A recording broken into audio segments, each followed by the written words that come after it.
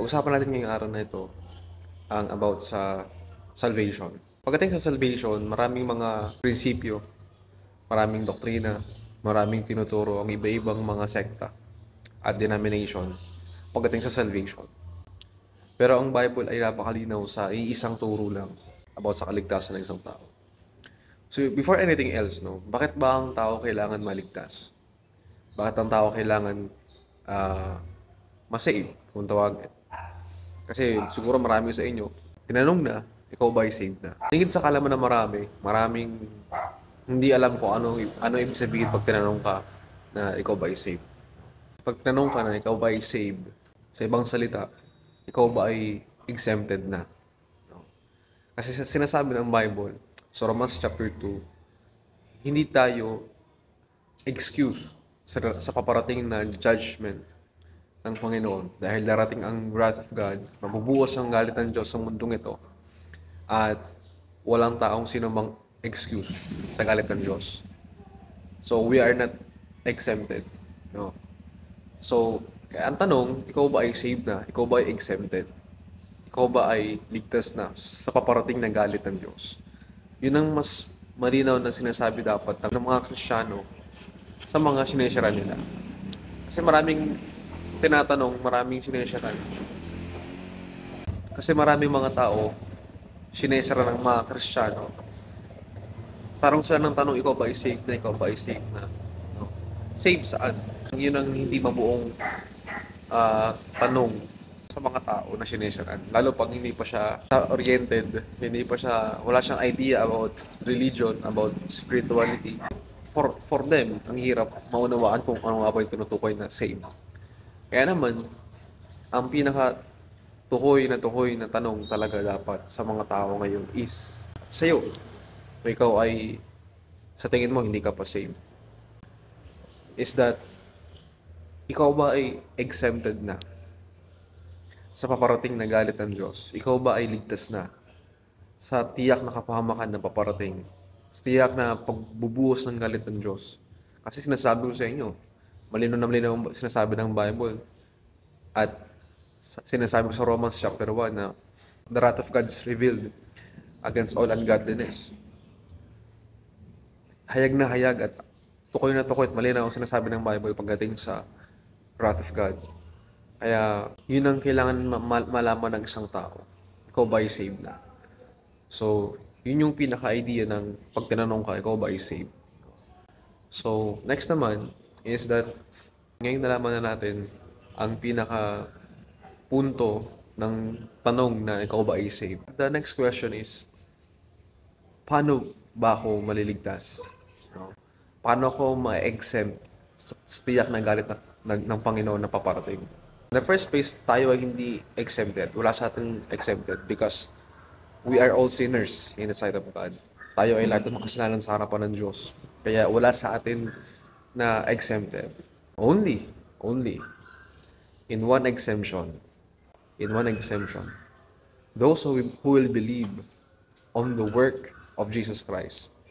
Sino man ang maniniwala sa ginawa ni Kristo na atonement, na ginawa ni Kristong sakripisyo, sa ginawa ni Kristong pagtatakip sa ating mga kasalanan, siya na naniniwala kay Yesu Kristo ay maliligtas. At itong mga taong ito na naniniwala kay Jesus, bilang kanilang kaligtasan, sila yung mga exempt sa tiyak na kapahamakan na paparating. Ito yung mga taong ito yung mga nilagak ang kanilang pagtitiwala sa ginawa ni Jesus. Na kung saan sila ay naligtas sa magitan ng pananampalataya nila. They are saved by faith alone. Okay? And that faith is not from us. It is from God Himself. Nibigyan tayo ng faith ng Panginoon because those people are God's elect. No, so malawak pang usapin yan, pero further sa ating gagawing mga video is pag-uusapan natin yan. Okay, so going back, ang mga taong saved ay itong mga tao na ang kanilang pananampalataya ay inilagay nila sa Panginoon sa Kristo para sa kanilang kaligtasan. Hindi sa kanilang mga sarili, hindi sa kanilang mga sariling mabubuting ginawa, kundi sa ginawa ni Yesu Kristo na atonement sacrifice on the cross. They will be saved through Jesus Christ, through the death, and through the blood, through the life, through the gospel. I encourage you, everyone, na hindi pa naniniwala sa Panginoon. Sure na sure po na darating ang galit ng Panginoon at ibubuhos ng Diyos ang galit niya sa mundong ito. But the question is, are you saved? Ikaw ba ay ligtas na sa paparating na yon? Ikaw ba ay handa na? Pag dumating ang Panginoon for the second time, ikaw ba ay kasama sa mga i-redeem, sa mga exempted? Kasi kung hindi ka kasama, mararanasan mo at makikita mo mata sa mata. At grabe ang depiction ng Bible sa itsura ng tribulation, sa itsura ng paggunaw ng Panginoon sa mundo ito. Because God will destroy this world second time. Una dun sa flood, sa panahon ni Noah. At nag-promise ang Panginoon na hindi niya na ito gugunawin by water. But dito sa pangalawang pagkakataon na ito, God will destroy this world by fire. Kaya, my friend, sana itong video na to, itong sinabi ko, sinare ko sa inyo is magsilbing warning para sa ating lahat. At diba, maging paalala po na hindi tayo nasa mundong ito para lang gawin yung gusto natin.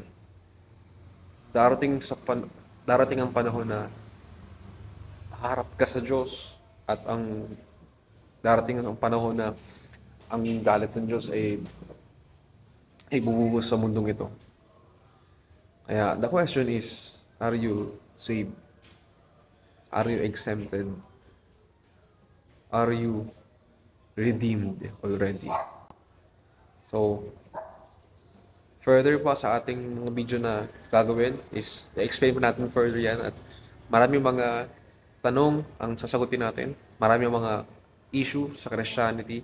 Maraming mga doctrinal issues ang ating i-deal at pag-uusapan dito sa channel na ito. So, kung hindi ka pa nakasubscribe, consider subscribing para ma-update ka sa mga videos na i-upload natin sa susunod na mga araw. So, yun lang po ang gusto kong share sa inyo for now. Thank you and see you all to the next video.